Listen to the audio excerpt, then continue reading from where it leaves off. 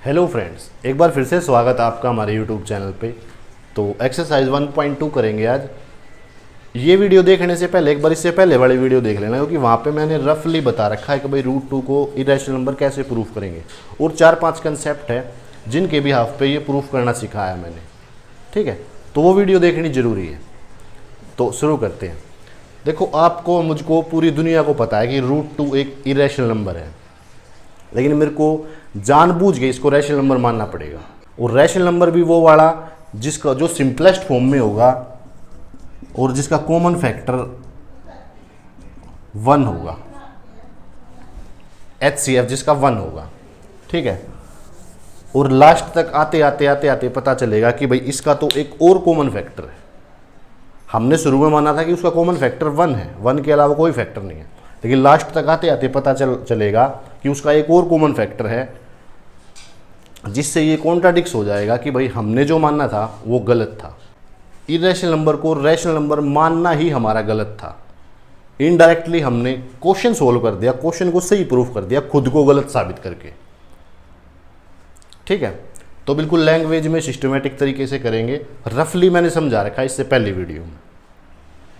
तो स्टार्ट करते हैं। तो prove that √2 is irrational number. ये एक इरेशनल नंबर है, लेकिन हम इसका उल्टा मान लेंगे कि भाई ये एक रैशनल नंबर है। तो लिखेंगे लेट अस एज्यूम,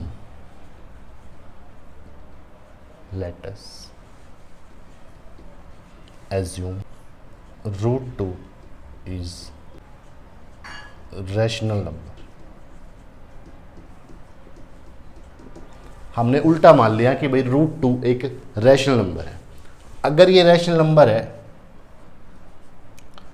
तो मेरे को इसको रैशनल नंबर के इक्वली रखना पड़ेगा। अब मैं यहाँ पे ये तो लिखूंगा नहीं कि भाई रैशनल नंबर है ना, तो रैशनल नंबर की रिप्रेजेंटेशन लिखेंगे। यहाँ पे मैं लिख रहा हूँ AB। आप चाहो तो MN लिख सकते हो, PQ लिख सकते हो, XY लिख सकते हो, जो आपका मन करे, लेकिन मैं यहाँ पे लिख रहा हूँ A और B। अब देखो यहाँ पे A और B क्या है मेरे, where A and B are any positive integers and B not equal to 0। ठीक है, A B एक पॉजिटिव इंटीजर है, लेकिन B 0 नहीं है, और ये एक सिंपलेस्ट फॉर्म में है। सिंपलेस्ट फॉर्म में है, इसका मतलब इसका HCF क्या होगा, and HCF of A and B equal to 1। भाई √2 एक रैशनल नंबर मान लिया मैंने, जहाँ पे A और B are positive integer. A और B एक पॉजिटिव इंटीजर है और B not equal to 0, B 0 नहीं है, and HCF of A and B equal to 1। A और B मेरा एक सिंपलेस्ट फॉर्म है। सिंपलेस्ट फॉर्म मतलब 2/3, 7/5। सिंपलेस्ट फॉर्म मतलब इनका कॉमन फैक्टर क्या आएगा, 1 आएगा। HCF, तो इसका HCF मैंने मान लिया कि इन दोनों का HCF 1 है। ठीक है, अब देखो √2 को सोल्व करना कॉम्प्लिकेटिव हो जाएगा, मुश्किल होता है। तो √2 का जानी दुश्मन होता है कि उसका स्क्वेयरिंग कर दो। अगर इसका स्क्वेयर कर देंगे तो √2 को कैंसिल आउट कर देगा। तो देखो अब लिखेंगे स्क्वेयरिंग बोथ साइड।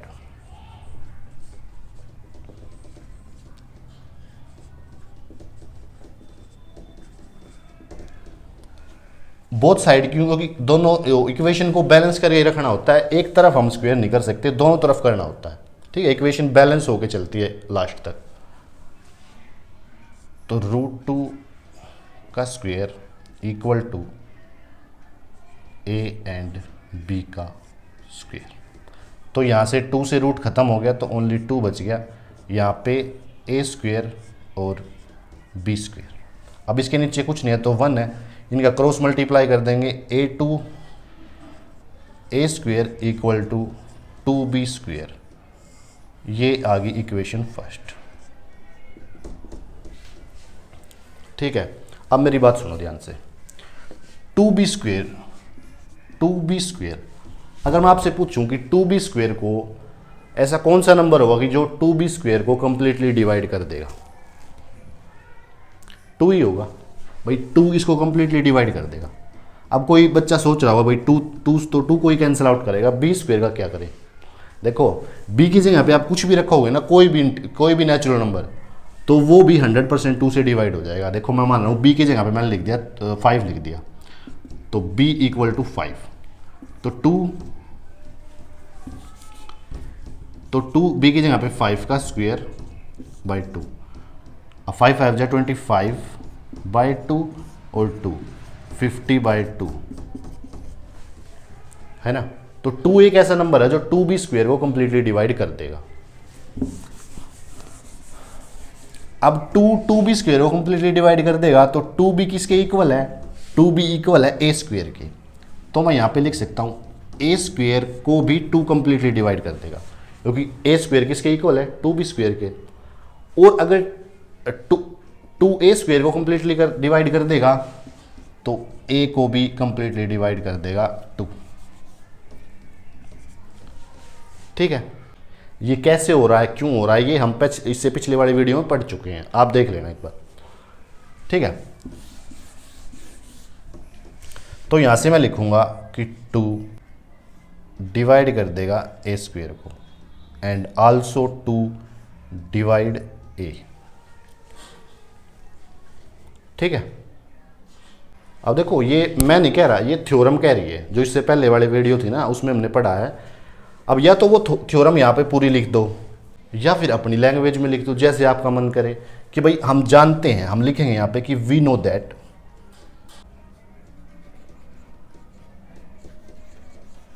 हम जानते हैं कि p कंप्लीटली डिवाइड कर देगा x को। x कहाँ से आया? देखो थ्योरम में a है, जो थ्योरम है ना उसमें a² है। एक वेरिएबल को हम एक ही चीज़ के लिए यूज़ कर सकते हैं, दूसरे के लिए नहीं, इसीलिए मैंने यहाँ पे x लिखा। अब यहाँ पे क्या है? x क्या है?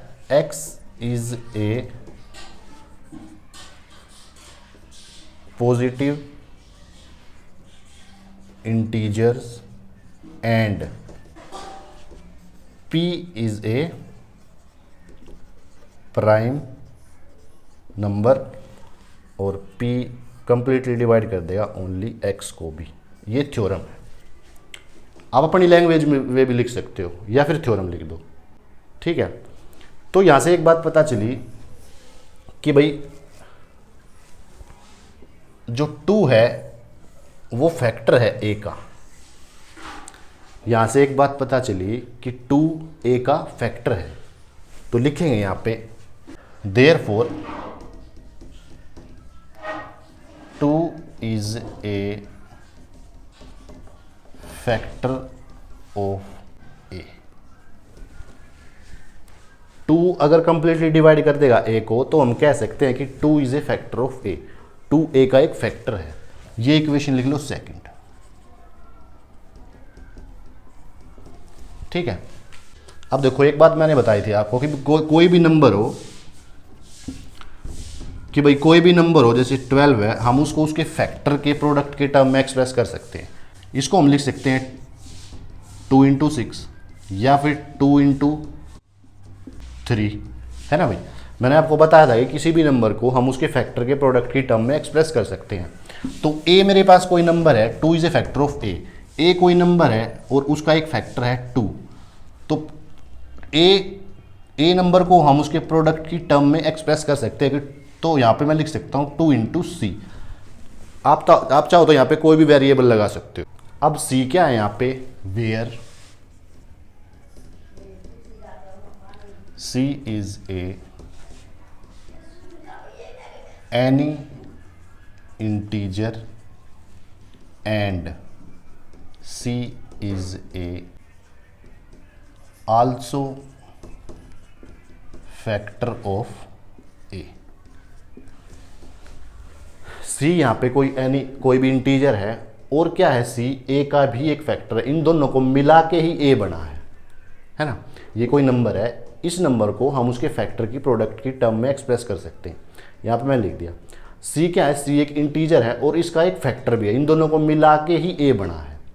ठीक है, तो यहाँ से मैं लिख सकता हूँ a इक्वल टू 2c। ठीक है, अब कुछ नहीं, बस इस a की वैल्यू को ना, a की वैल्यू क्या है 2c, इस a की वैल्यू को इक्वेशन फर्स्ट में पुट कर दो बस। तो लिखेंगे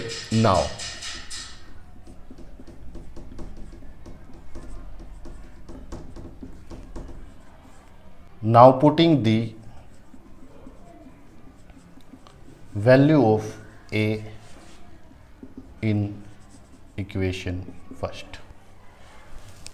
हमने a की वैल्यू को इक्वेशन फर्स्ट में पुट कर दिया, वी गेट, उसके बाद हमें क्या मिला, तो यहां पे a की जगह पे 2c और a का स्क्वायर है तो 2c का स्क्वायर इक्वल टू किसके इक्वल है, 2b स्क्वायर के। ठीक है, अब करो इसको, 2 2 4c equal to 2b square.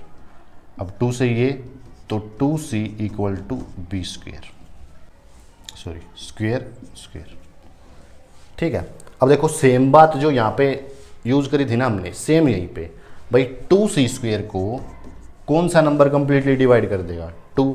अगर 2 को कर देगा तो b को भी कर देगा, क्यों, क्योंकि 2c स्क्वायर b के इक्वल है। अगर b को कर देगा तो ओनली b को भी कर देगा, तो 2 कंप्लीटली डिवाइड कर देगा b स्क्वायर को एंड 2b। अब जो सेम बात है ना, ये वाली सेम बात यहां पे लिख देना, क्योंकि जो हमने यहां पे करा है वही यहां पे करा है, जो सेम बात ये वाली है वो यहां पे आ जाएगी। ठीक है, यहां से अब मैं फिर से कह सकता हूं therefore 2 is a factor of b, कि 2b का एक फैक्टर है।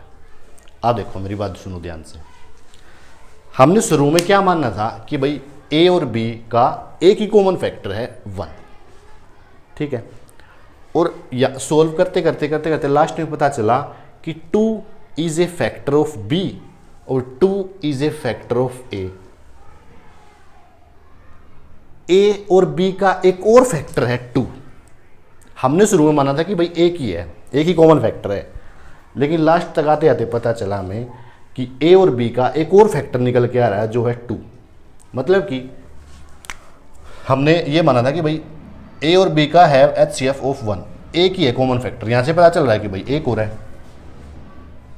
तो जो हमने कॉन्ट्राडिक्ट करा था वो हम गलत हो गए, हमने जो मानना था रैशनल नंबर हम गलत साबित हो गए हमने। लेकिन इन शॉर्ट क्वेश्चन को ठीक सोल्व कर दिया कि भाई ये एक एक्चुअल में इरेशनल नंबर है, हमारा मानना ही गलत था।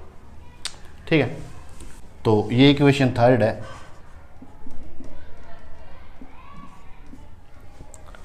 बस अब कुछ नहीं, जो मैंने बताया वही लिख दो यहाँ पे, आप चाहो तो अपनी लैंग्वेज में लिख दो, या फिर जो तुम्हारी मैम ने या सर ने जो करवा रखा है वो लिख दो, या फिर जो मैं करवा रहा हूँ वो लिख दो, जो तुम्हारा मन करे, लेकिन एक प्रॉपर सिस्टमेटिक तरीके से। ठीक है, तो हमें पता चला कि now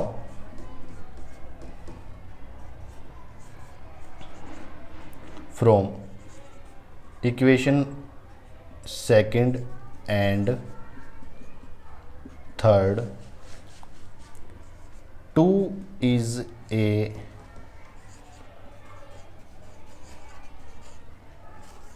common factor of both a and b।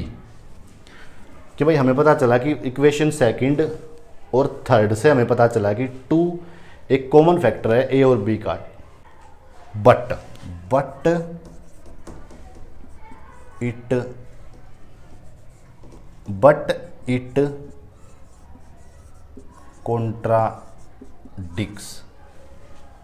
contradicts the fact that a and b have only one common factor. लेकिन बट लेकिन हमने कॉन्ट्राडिक्स करा कि जो फैक्ट हमारा है ए और बी का एक ही कॉमन फैक्टर था जो कि हमने शुरू में मानना था, और यहाँ पे इक्वेशन फर्स्ट और इक्वेशन सेकंड और थर्ड से पता चल रहा है कि इसका एक और कॉमन फैक्टर है ए और बी का 2। ठीक है, तो हम गलत साबित हो गए, तो हम लिखेंगे ओवर, इसके यहाँ पे लिख रहा हूँ, इसके बाद का यहाँ पे लिख रहा हूँ, ओवर assumption आर wrong, कि हमारी जो assumption थी, जो हमारा मानना था वो गलत था। √2 इज ए irrational नंबर। ठीक है भाई, देख लो एक बार इसको, इसके बाद का यहां पे लिखा है,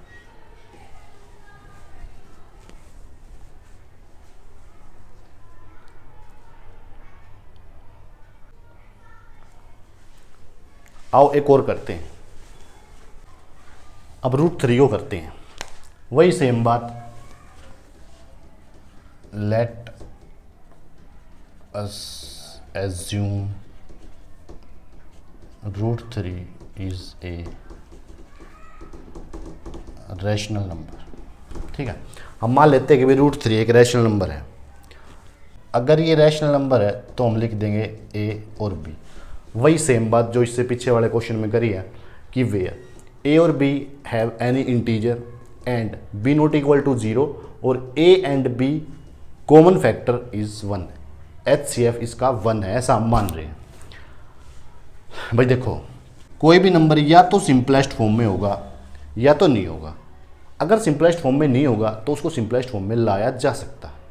ठीक है, जैसे कि 6/4 ये सिंपलेस्ट फॉर्म में नहीं है, अब इसको सिंपलेस्ट फॉर्म में ला दिया मैंने 3/2। अब इसका कॉमन फैक्टर क्या होगा भाई, इसका कॉमन फैक्टर मतलब HCF क्या होगा भाई, 3 = 3 × 1, 2 = 2 × 1, HCF क्या आया 1। ठीक है, तो ए और बी का HCF 1 है। अब स्क्वेयरिंग करेंगे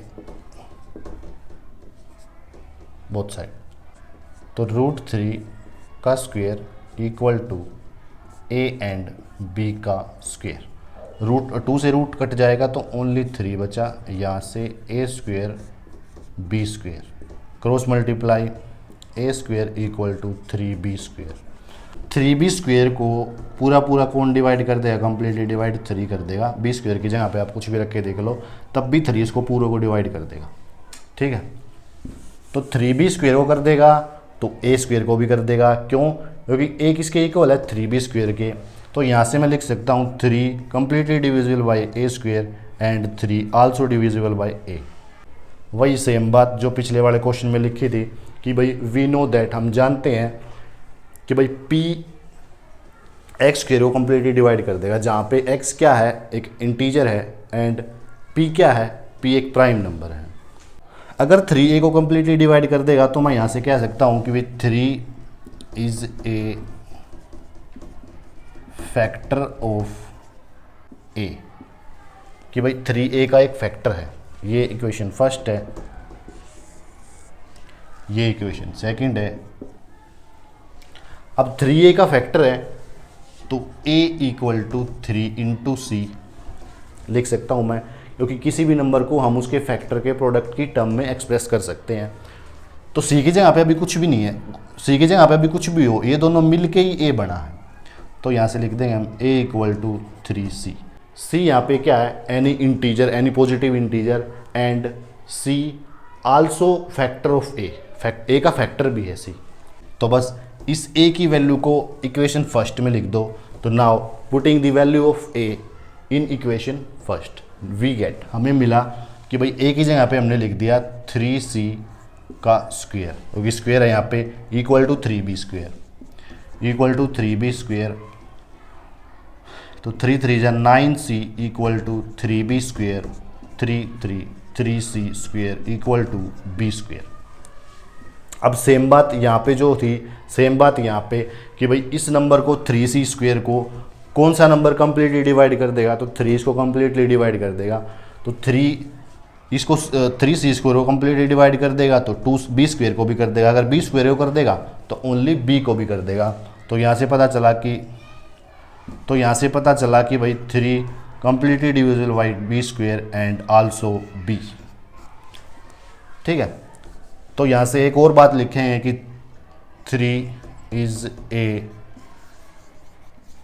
फैक्टर ऑफ b, कि 3 यहाँ पे b का भी फैक्टर है और 3 यहाँ पे a का भी फैक्टर है। हमने जो मानना था कि भाई a और b का एक ही कॉमन फैक्टर है 1, उसके अलावा नहीं है, लेकिन लास्ट तक आते आते पता चला कि भाई a और b का एक और कॉमन फैक्टर है 3। तो ओवर अजप्शन आर रोंग, हमारी अजप्शन गलत थी, इसको रैशनल नंबर मानना हमारा गलत था। एक्चुअल में ये है ही इरेशनल नंबर। ठीक है, अब √5 आप करके देखना। अब देखो ये जो था ना, ये पहली वैरायटी थी, इसको इरेशनल प्रूफ करने की ये पहली वैरायटी थी।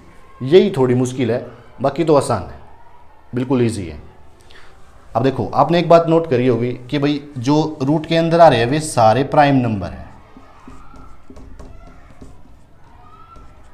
अब एग्जाम में आपको √5 दे देगा, √7 दे देगा, √11 दे देगा, 13 दे देगा, √17 दे देगा, √19 दे देगा, √23 दे देगा और भी।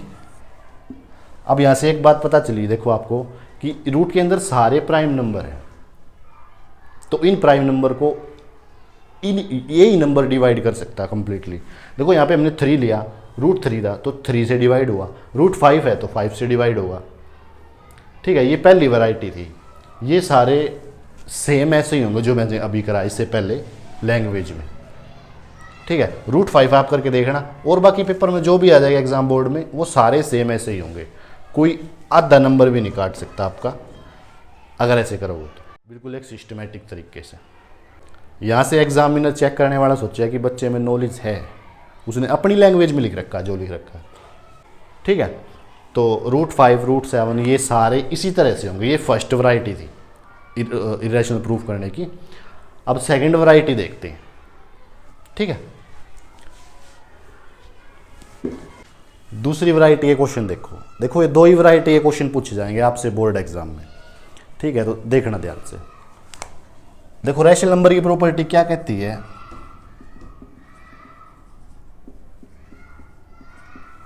कि अब मान लो मेरे पास बहुत सारे रैशनल नंबर हैं,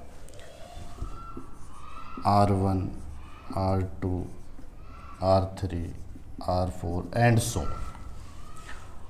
अगर ये रैशनल नंबर आपस में प्लस साइन के साथ कनेक्टेड है तो रिजल्ट में हमेशा और हमेशा एक रैशनल नंबर ही आएगा। ठीक है, ध्यान रखना। आप चाहो तो कोई भी रैशनल नंबर लेना, कितने भी 50,000 2,000 कितने भी रैशनल नंबर ले लो, उनको प्लस करोगे तो रिजल्ट में रैशनल नंबर ही आएगा। दूसरी बात, अगर ये रैशनल नंबर आपस में माइनस साइन के साथ कनेक्टेड है तो भी रिजल्ट में हमेशा रैशनल नंबर ही आएगा। ये बात काम आएगी, अभी जब क्वेश्चन करेंगे ना सोल्व, वहाँ पे काम आएगी। ठीक है, अगर ये रैशनल नंबर माइनस साइन के साथ कनेक्टेड है तो भी रिजल्ट में हमेशा रैशनल नंबर ही आएगा। दूसरी बात, अगर ये प्लस माइनस प्लस दोनों से कनेक्टेड है, मिक्सचर है प्लस और माइनस का, तो भी रिजल्ट में रैशनल नंबर ही आएगा। ओके, अगर ये रैशनल नंबर आपस में कनेक्टेड है मल्टीप्लाई के साइन के साथ तो भी लास्ट में रैशनल नंबर ही आएगा। आप चाहो तो करके देख लो। मान लो मेरे पास ये नंबर है, कोई रैशनल नंबर है, दोनों p/q की फॉर्म में है, q नॉट इक्वल टू 0 है। अगर इनको मल्टीप्लाई करेंगे तो हमेशा मेरे पास जो भी आएगा वो एक रैशनल नंबर ही होगा। ठीक है, अगर डिवाइड के साथ कनेक्टेड है तो भी रैशनल नंबर ही आएगा। अगर मल्टीप्लाई और डिवाइड दोनों के साथ कनेक्टेड है, मिक्सचर है, तो भी लास्ट में रैशनल नंबर ही आएगा।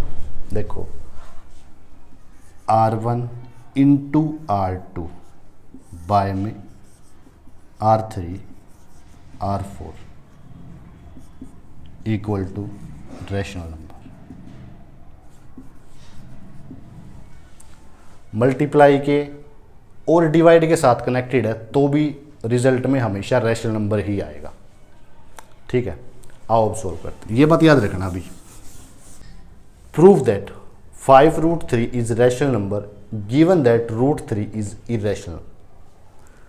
वो बोल रहा है कि इसको इरेशनल प्रूफ करो, लेकिन वो खुद से बोल रहा है कि हम खुद बता रहे हैं आपको कि भाई given that √3 is rational number. हम खुद बोल रहे हैं कि √3 एक इरेशनल नंबर है, लेकिन इसके भी हाफ पे इसको प्रूफ करो कि ये इरेशनल नंबर है। ठीक है, आओ करते हैं। 5√3 एक रैशनल नंबर है।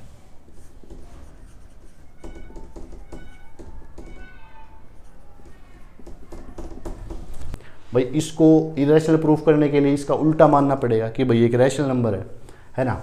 अगर रैशनल नंबर है तो मैं इसको लिख सकता हूं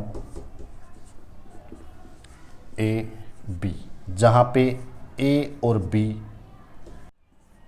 इंटीजर है and B not equal to 0। और ये एक सिंपलेस्ट फॉर्म में है। अगर सिंपलेस्ट फॉर्म में है, ए और बी सिंपलेस्ट फॉर्म में है, अगर ए और बी सिंपलेस्ट फॉर्म में है तो इसका HCF हमेशा 1 होगा।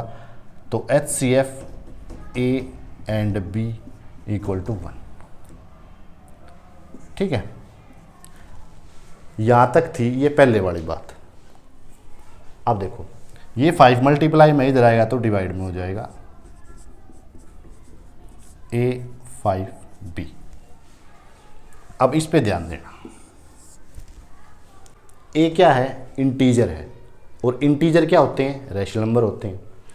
बी क्या है, इंटीजर है, और इंटीजर क्या है, रैशनल नंबर है। 5 भी एक रैशनल नंबर है। तो देखो ए क्या है, एक रैशनल नंबर है R1, 5R2 into B R3। Result में क्या आएगा, रैशनल नंबर। तो ये पूरा क्या है, a डिवाइड 5b, ये क्या है, पूरा रैशनल नंबर ही है ना भाई। क्योंकि अभी हमने सीखा है कि भाई अगर कोई integer plus minus multiply divide या फिर मिक्सचर में है तो उनका रिजल्ट हमेशा रैशनल नंबर बनेगा।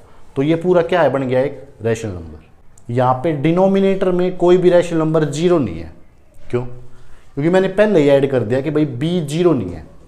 अगर b 0 होगा तो फिर वो रैशनल नंबर नहीं होगा। ठीक है, तो देखो ये एक रैशनल नंबर, ये इरेशनल नंबर। तो √3 इज ए रैशनल नंबर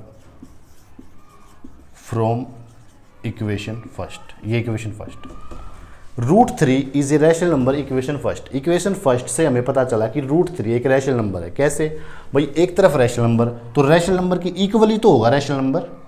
ये रैशनल नंबर है तो इसके इक्वल ये है √3, तो ये भी तो रैशनल नंबर होगा। तो इक्वेशन फर्स्ट से हमें पता चला कि √3 इज ए रैशनल नंबर। लेकिन क्वेश्चन तो बोल रहा है कि भाई हम खुद बता रहे हैं कि √3 इरेशनल नंबर है, और हमने प्रूफ करा कि √3 रैशनल नंबर है। तो ये कॉन्ट्राडिक्स हो गया, हम गलत साबित हो गए कि भाई हमने इसको रैशनल नंबर माना, लेकिन क्वेश्चन बोल रहा है कि ये तो एक इरेशनल नंबर है। ठीक है, ये एक रफली था। अभी करेंगे बिल्कुल मैनर में, लैंग्वेज में, सिस्टमेटिक तरीके से। तो देखो दोबारा, इसको मैंने रैशनल नंबर मान लिया, ये रैशनल नंबर है, तो इसको मैं a/b की फॉर्म में लिख सकता हूँ, जहाँ पे a और b इंटीजर है और b 0 नहीं है, और ये एक सिंपलेस्ट फॉर्म में है, तभी इनका HCF 1 है। ठीक है, अब √3 को अकेला छोड़ना है, तो 5 को मल्टीप्लाई में इधर आएगा तो डिवाइड में हो जाएगा। अब ये हमें पता है, ये पोर्शन, ये एक रैशनल नंबर है, ये इंटीजर है और b नॉट इक्वल टू 0 है, और आपस में डिवाइड के साथ कनेक्टेड है और मल्टीप्लाई के साथ कनेक्टेड है। तो ये पूरा एक पोर्शन क्या हो गया, एक रैशनल नंबर हो गया। और रैशनल नंबर किसके इक्वल है, √3 के। अगर ये रैशनल नंबर है तो √3 भी रैशनल नंबर होगा, क्योंकि दोनों इक्वल है। √3 को हमने फ्रॉम इक्वेशन फर्स्ट से, √3 को हमने इक्वेशन फर्स्ट से मान लिया, साबित कर दिया कि भाई √3 एक रैशनल नंबर है। लेकिन क्वेश्चन बोल रहा था कि भाई ये तो इरेशनल नंबर है। हो गया ना गलत, तो हम गलत साबित हो गए, क्वेश्चन ठीक है। ठीक है, देखो ये है सेकंड वैरायटी के क्वेश्चन। अब आपको कभी ये दे देगा 6 + 5 √3 या फिर 6 माइनस √2, इधर उधर करके कैसे भी करके हमने इसको अकेला छोड़ना है, √3 को अकेला छोड़ दो। और ये हमेशा हमारे रैशनल नंबर ही होंगे, क्योंकि 6 प्लस का है उस साइड जाके माइनस का हो जाएगा, रैशनल नंबर ही होगा, ये रैशनल नंबर हो जाएगा। तो इन शॉर्ट हमें रूट वाले नंबर को अकेला छोड़ना है, ठीक है। ये सेकंड वैरायटी का क्वेश्चन है और इसी में पूरी आपकी एक्सरसाइज कंप्लीट होगी पूरी, ठीक है। ऐसे ही क्वेश्चन पूछे जाएंगे। एक तो फर्स्ट वैरायटी थी कि भाई इसको इरेशनल नंबर प्रूफ करो, एक ये है सेकंड वैरायटी। आओ अच्छे से करते हैं, ये एक रफली था, ठीक है।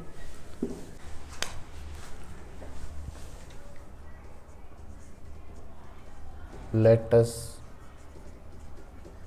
assume 5√3 is a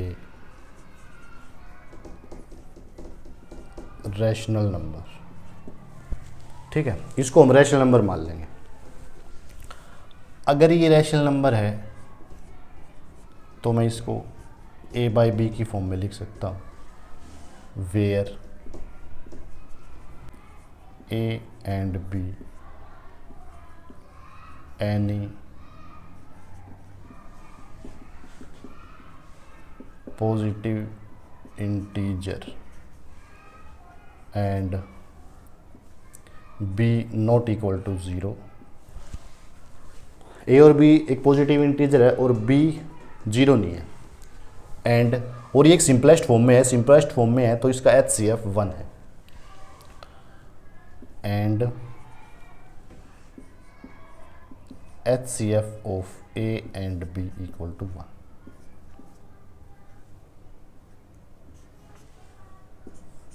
ठीक है, a और b एक पॉजिटिव इंटीजर है और b नॉट इक्वल टू 0 है, and HCF of a and b 1। इसका HCF 1 है क्योंकि ये एक सिंपलेस्ट फॉर्म में।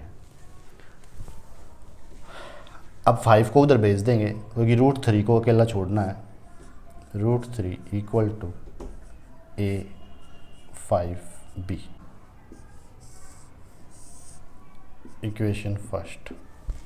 अब देखो वही यहाँ पे कि भाई दोनों इंटीजर है, मल्टीप्लाई डिवाइड के साथ कनेक्टेड है, तो ये एक पूरा क्या हो गया, रैशनल नंबर है। तो हम यहाँ से लिख सकते हैं या हम जानते हैं, we know that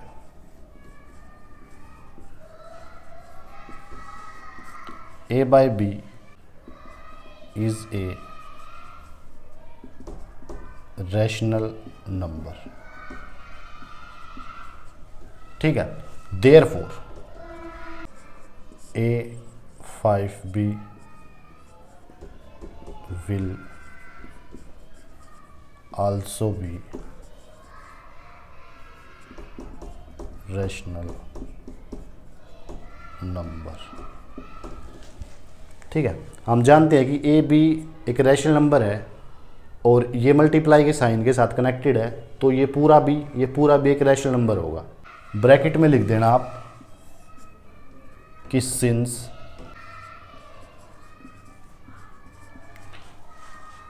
product and division of rational number is always rational number. Rational number का प्रोडक्ट और डिवीज़न हमेशा एक इरेशनल नंबर होता है, ये बात हम जानते हैं, ये हमने लिख दिया, वी नो दैट। अब देखो √3 is rational number from equation first. Equation first से हमें क्या पता चला, देखो ये एक रैशनल नंबर है, ठीक है, क्योंकि प्रोडक्ट और डिवीजन एक रैशनल नंबर ही होते हैं। ये एक रैशनल नंबर है, रैशनल नंबर किसके इक्वल है, √3 के, तो ये भी एक रैशनल नंबर हुआ। तो इक्वेशन फर्स्ट से हमें क्या पता चला कि √3 इज ए रैशनल नंबर। लेकिन क्वेश्चन में क्या बोल रहा था, वो क्वेश्चन वो दे रहा कि √3 तो एक रैशनल नंबर है, हमने प्रूफ करा कि √3 एक रैशनल नंबर है इक्वेशन फर्स्ट से।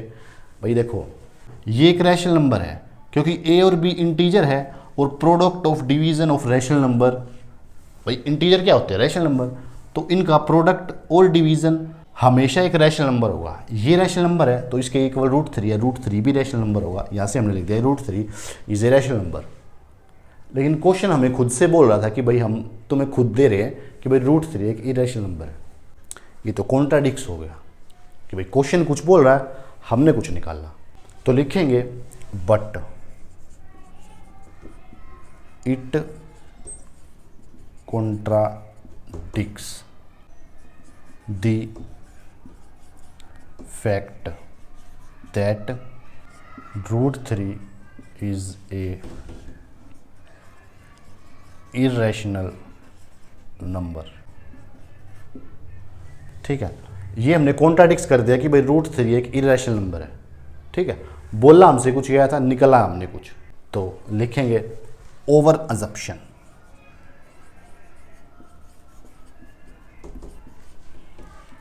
Is wrong. हमारी अजप्शन रॉन्ग है, जो हमने इसको रैशनल नंबर मानना था वो हमने गलत मानना था, कि लास्ट में आगे पता चला कि वो तो एक रैशनल नंबर है और क्वेश्चन हमें दे रहा था कि वो इरेशनल नंबर है। Wrong 5√3 is a irrational number. ठीक है, देखो दोबारा, हमने मान लिया कि एक रैशनल नंबर है। अगर रैशनल नंबर है तो हमने उसके a/b की फॉर्म में लिख दिया, a और b एनी पॉजिटिव इंटीजर और b not equal to 0 and HCF of a और b 1। इन दोनों का HCF 1 है क्योंकि ये सिंपलेस्ट फॉर्म में है पहले से ही। अब 5 को उधर भेज दे क्योंकि √3 को अकेला छोड़ना है, क्योंकि वो बोल रहा है कि गिवन दैट √3 की रैशनल नंबर, इसीलिए √3 को अकेला छोड़ना पड़ता है। तो 5 को उधर भेज दिया, 5 आ गया इसके डिवाइड में, मल्टीप्लाई में था, डिवाइड में आ गया, तो ये आ गया फर्स्ट इक्वेशन। अब देखो वी नो दैट, हम जानते हैं कि A B is a rational number है, ए और बी रैशनल नंबर है। कैसे? क्योंकि ए और बी एक इंटीजर है और बी नॉट इक्वल टू 0। तो अगर ये सब कंडीशन सेटिस्फाइड है तो ये एक रैशनल नंबर है। Okay, A5B will also be rational number. भाई ये इसके साथ मल्टीप्लाई के रिलेशन में है और ये डिवाइड के रिलेशन में है, तो product and division of rational number is always rational number. तो ये पूरा क्या हो गया, एक रैशनल नंबर है। रैशनल नंबर किसके इक्वल है? √3 के। तो ये रैशनल नंबर है तो ये भी क्या होगा, रैशनल नंबर। तो √3 is rational number from equation first. Equation first से हमें पता चला कि √3 एक रैशनल नंबर है, बट इट कॉन्ट्राडिक्स, ये तो गलत हो गया, but it contradicts that the fact that √3 is a rational number. Our assumption is wrong, 5√3 is a irrational number.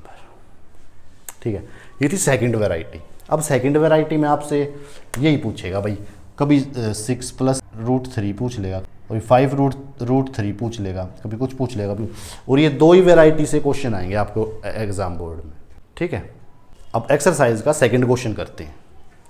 देखो ये बार बार नहीं लिखूंगा मैं, ये आप देख लो, अपनी लैंग्वेज में भी लिख सकते हो आप, नहीं तो सेम यही बात लिखनी है सारे क्वेश्चन में। ठीक है, और एक बात देखो, अगर आपको क्वेश्चन में बोला जाए कि √3 इरेशनल नंबर है, हम दे रहे हैं, तो आपको ऐसा करना है। अगर आपको सिर्फ इतना ही दिया जाए कि भाई prove that 5√3 is irrational number, तो आपको पहले √3 को इरेशनल नंबर प्रूफ करके दिखाना पड़ेगा, जो हमने इससे पहले उसमें करा, अभी करा जो। अगर आपको इतना क्वेश्चन दे देगा कि prove that 5√3 is irrational number, ये नहीं देगा, तो आपको पहले √3 को इरेशनल नंबर प्रूफ करके दिखाना पड़ेगा, फिर ये होगा। अगर वो बोल रहा है कि भाई गिवन दैट, हम खुद दे रहे √3 इज इरेशनल नंबर, तो फिर सेम इतना ही होगा। ठीक है, करते हैं क्वेश्चन सेकंड करते हैं, एक्सरसाइज 1.2 का question second. 3 + 2√5 irrational number proof करो। देखो सेकंड वेराइटी के क्वेश्चन सारे ऐसे ही होंगे, जैसे फर्स्ट वेराइटी के क्वेश्चन क्या थे कि भाई √2, √3, √5, √7, ये सारे एक तरीके से होंगे, और सेकंड वेराइटी के क्वेश्चन ये है, ये सारे एक तरीके से होंगे। ठीक है, दो ही वेराइटी के क्वेश्चन पूछे जाएंगे आपसे एग्जाम बोर्ड में। तो देखो प्रूफ करो कि प्रूफ करो 3 + 2√5 रैशनल नंबर। तो लेट अस एज्यूम, हम मानते हैं कि 3 + 2√5 इज ए रैशनल नंबर। हम ऐसा मान लेते हैं कि भाई ये नंबर एक रैशनल नंबर है। अगर ये रैशनल नंबर है तो हम लिख सकते हैं 3 + 2√5 इक्वल टू ए बी, जहाँ पे ए और बी यानी इंटीजर्स है और B not equal to 0 and H C F of A and B 1। ठीक है, सेम बात पहले वाली। अब √5 को अकेला छोड़ना है, तो 3 प्लस का इस साइड आएगा तो माइनस का हो जाएगा, तो 2√5 equal to A by B -3। ठीक है, अब फिर √5 को अकेला छोड़ना है। ठीक है, तो 2 मल्टीप्लाई में है, इधर जाएगा तो डिवाइड में हो जाएगा, तो √5 equal to a -3 bye 2b। अब देखो a और b क्या है, इंटीजर है, b नॉट इक्वल टू 0 है, और ये सारे आपस में मल्टीप्लाई माइनस और डिवीजन के साइन के साथ कनेक्टेड है, तो ये पूरा क्या हो गया, एक ये पूरा रैशनल नंबर। ठीक है, ये इक्वेशन आ गई फर्स्ट। अब देखो यहाँ पे ये लाइन ना लिख के आप लिख सकते हो कि if any integers connected with sign minus multiply और division of rational number is always rational number. अगर मेरे पास कोई इंटीजर माइनस मल्टीप्लाई और डिवाइड के साइन के साथ कनेक्टेड है तो वो एक रैशनल नंबर है। अगर मेरे पास कोई इंटीजर माइनस मल्टीप्लाई और डिवाइड के साइन के साथ कनेक्टेड है, वो एक हमेशा रैशनल नंबर होगा। ठीक है, ये बात हम कर चुके हैं। तो एक रैशनल नंबर है, तो वी नो दैट, हम जानते हैं कि A B is rational number, A और बी एक रैशनल नंबर है। क्यों है रैशनल नंबर? क्योंकि ए बी एक इंटीजर है और बी नॉट इक्वल टू 0, ये बात हमने मेंशन कर रखी है पहले। तो a -3 और 2b will be also rational number, ये भी एक पूरा रैशनल नंबर होगा। ठीक है, क्योंकि कोई भी integer plus minus multiply divide के साइन के साथ कनेक्टेड है तो वो उसका रिजल्ट में हमेशा रैशनल नंबर ही आएगा। तो ये पूरा भी एक क्या है, एक रैशनल नंबर है। अब इक्वेशन फर्स्ट से हमें पता चला कि a -3 2b is a rational number from equation first. Equation first से हमें ये पता चला कि भाई ये एक रैशनल नंबर है। अगर ये रैशनल नंबर है और ये किसके इक्वल है, √5 के, तो √5 भी क्या हो गया, एक रैशनल नंबर हो गया। ये रैशनल नंबर है, किसके इक्वल है, √5 के, तो √5 भी क्या हुआ, एक रैशनल नंबर हो गया। ठीक है, तो but it contradicts the fact that √5 is a irrational number. Over assumption is wrong, हमारी अजम्पशन रॉन्ग है, क्योंकि 3 + 2√5 इज ए इरेशनल नंबर। ठीक है, ये दूसरी वैरायटी के क्वेश्चन सारे ही ऐसे होंगे, इधर उधर करके हमें रूट वाले नंबर को अकेला छोड़ना है बस। ठीक है, दोबारा देख लो। लेटेस्ट ऐसे हमने मान लिया कि ये नंबर एक रैशनल नंबर है, तो a बाई बी की फॉर्म में लिख सकते हैं, जहाँ पे a और b एनी पॉजिटिव इंटीजर और b not equal to 0 and HCF of a and b 1 है। इसका HCF 1 है। अब 3 को प्लस का था, इस साइड आगे माइनस का हो गया, और ये मल्टीप्लाई का था, इस साइड आगे डिवाइड का हो गया। ये आगे इक्वेशन फर्स्ट, ये एक रैशनल नंबर है, क्योंकि कोई भी इंटीजर अगर मेरे पास प्लस माइनस मल्टीप्लाई और डिवाइड के साथ कनेक्टेड है तो वो एक रैशनल नंबर ही होगा हमेशा। अगर ये रैशनल नंबर है तो इसके इक्वल √5 है, तो ये भी रैशनल नंबर होगा। तो यहाँ से लिख दिया कि भाई ये रैशनल नंबर है, इक्वेशन फर्स्ट से पता चल गया। सॉरी, यहाँ पे ये आएगा √5। वी नो दैट ए और बी इंटीजर है, we know that A B is a rational number. क्यों? क्योंकि ए और बी इंटीजर है और बी नॉट इक्वल टू 0 है। अगर ये रैशनल नंबर है तो ये पूरा भी will be also rational number होगा, और इनका कोई भी इंटीजर है मेरे पास, वो माइनस मल्टीप्लाई और डिवाइड के साथ कनेक्टेड है, तो वो हमेशा एक रैशनल नंबर होगा। तो √5 is a rational number from equation first. Equation first से पता चला कि √5 एक रैशनल नंबर है, but it contradicts the fact that √5 is a irrational number. Over assumption is wrong, ये नंबर इज इरेशनल नंबर। ठीक है, ये सेकंड वैरायटी के क्वेश्चन है। ठीक है, ये सारे ऐसे ही होंगे सेम। ठीक है, क्वेश्चन थर्ड करते हैं, थर्ड का फर्स्ट पार्ट। क्वेश्चन थर्ड का फर्स्ट पार्ट देखो, ये सारे एक ही तरीके से होंगे, भी बताया था मैंने। तो लेट अस एज्यूम, ये मान लेते हैं हम कि 1/√2 एक रैशनल नंबर है। अगर ये रैशनल नंबर है तो हम इसको लिख सकते हैं 1/√2 इक्वल टू AB। ठीक है, जहाँ पे a और b यानी पॉजिटिव इंटीजर और b not equal to 0 and HCF of a और b 1। ठीक है, तो अब देखो यहाँ से इसका रेसिप्रोकल हो जाएगा, ये घूम जाएगा तो √2 ओनली बच जाएगा, और ये भी घूम जाएगा तो b ऊपर चला जाएगा और a नीचे आ जाएगा। इससे कोई फर्क नहीं पड़ेगा, क्यों? क्योंकि दोनों पॉजिटिव इंटीजर है और इनका HCF 1 है। ठीक है, वी नो दैट, हम जानते हैं कि भाई A B is a rational number, कि भाई ये एक रैशनल नंबर है, तो बी और ए बी क्या होगा? एक रैशनल नंबर ही होगा, क्योंकि product and division of rational number is always rational number. तो इक्वेशन फर्स्ट है ये एक रैशनल नंबर है, अगर ये रैशनल नंबर है तो ये भी रैशनल नंबर होगा। तो इक्वेशन फर्स्ट से हमें क्या पता चला कि √2 is a rational number, but it contradicts the fact that is √2 is a irrational number. Over assumption is wrong, is a irrational number। ठीक है, ये सेकंड वैरायटी एक क्वेश्चन है, सेम ऐसे ही होंगे। ये लैंग्वेज में बार बार नहीं लिख रहा, आप एक बार ही लिख लेना, आप देख लेना बार बार लिख के, और अपनी लैंग्वेज में भी आप लिख सकते हो। ठीक है, सेकंड देखते हैं, सेकंड पार्ट करते हैं। 7√5 वही सेम, लेट अस एज्यूम, हम मान लेते हैं कि 7√5 एक रैशनल नंबर है। अगर ये रैशनल नंबर है तो हम इसको लिख सकते हैं 7√5 इक्वल टू a/b, जहाँ पे a और b an integer, b not equal to 0 and HCF of a and b equal to 1। ठीक है, अब 7 मल्टीप्लाई में इधर जाएगा तो डिवाइड में हो जाएगा, क्योंकि हमने रूट वाले नंबर को अकेला छोड़ना है, a7b। अब देखो ये पूरा रैशनल नंबर है, कैसे? क्योंकि a और b इंटीजर है और b नॉट इक्वल टू 0 है, ये तो पता चला कि भाई ये एक रैशनल नंबर है। अगर product and division of rational number, किसी रैशनल नंबर का प्रोडक्ट और डिवीज़न हमेशा एक रैशनल नंबर होंगे। ठीक है, ये बात हम कर चुके हैं, ये इक्वेशन फर्स्ट है। तो बस वही सेम बात, वी नो दैट, हम जानते हैं A B is rational number, हम जानते हैं कि ए बी रैशनल नंबर है। क्यों? क्योंकि एक कोई भी इंटीजर है ये ए और बी, तो विल बी आल्सो, तो हम लिखेंगे a7b विल बी आल्सो भी रैशनल नंबर, तो ये भी एक रैशनल नंबर होगा।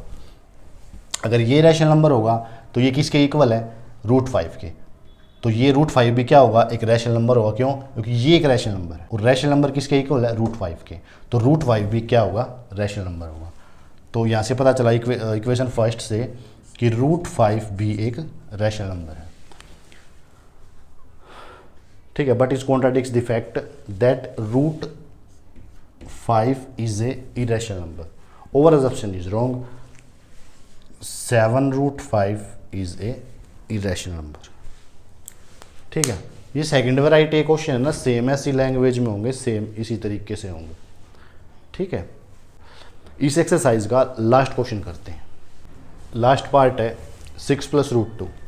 अब वही इसका उल्टा मान लेंगे कि भाई let us assume 6 + √2 is a rational number. अगर ये रैशनल नंबर है 6 + √2, तो मैं इसको a/b की फॉर्म में लिख सकता हूँ,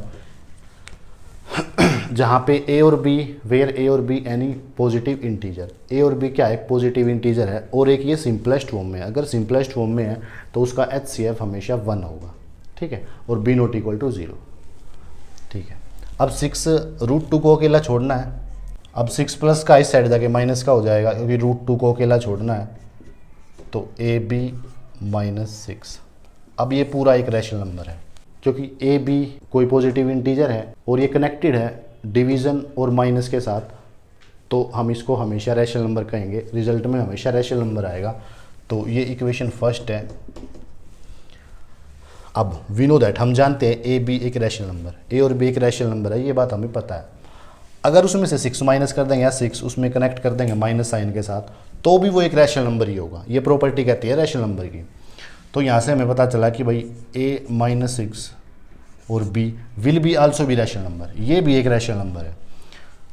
अगर ये रैशनल नंबर है तो इसके इक्वल है √2। √2 भी क्या है? एक रैशनल नंबर। क्यों? क्योंकि दोनों आपस में इक्वल है। तो इक्वेशन फर्स्ट से पता चला कि √2 एक इरेशनल नंबर। इक्वेशन फर्स्ट से हमें पता चला कि √2 भी एक रैशनल नंबर है। क्यों? क्योंकि ये रैशनल नंबर है और ये इसके इक्वल है। तो बस, but it contradicts the fact that √2 is a irrational number. Over assumption is wrong. 6 + √2 is a irrational number. ठीक है, देखो अगर एक पॉइंट भी नहीं समझ में आया ना तो आप पूछ सकते हो मुझसे कमेंट में। ठीक है, तो बधाई हो, ये चैप्टर हमारा ख़त्म हो गया है, चैप्टर फर्स्ट। ठीक है, तो बस दो ही वैरायटी के क्वेश्चन थे इसमें, एक तो root 5, root 3, root 2, root 7, root 11, root 19, 17, root 23, एक दूसरी वैरायटी थी ये। ठीक है, दोनों मैंने आप लोगों को बता दी और दोनों में से ही क्वेश्चन पेपर में आएगा क्वेश्चन। नेक्स्ट वीडियो में नेक्स्ट चैप्टर पढ़ेंगे तबीयत से। ठीक है, इंट्रोडक्शन वगैरह बिल्कुल तरीके से। तो बस thank you and bye bye.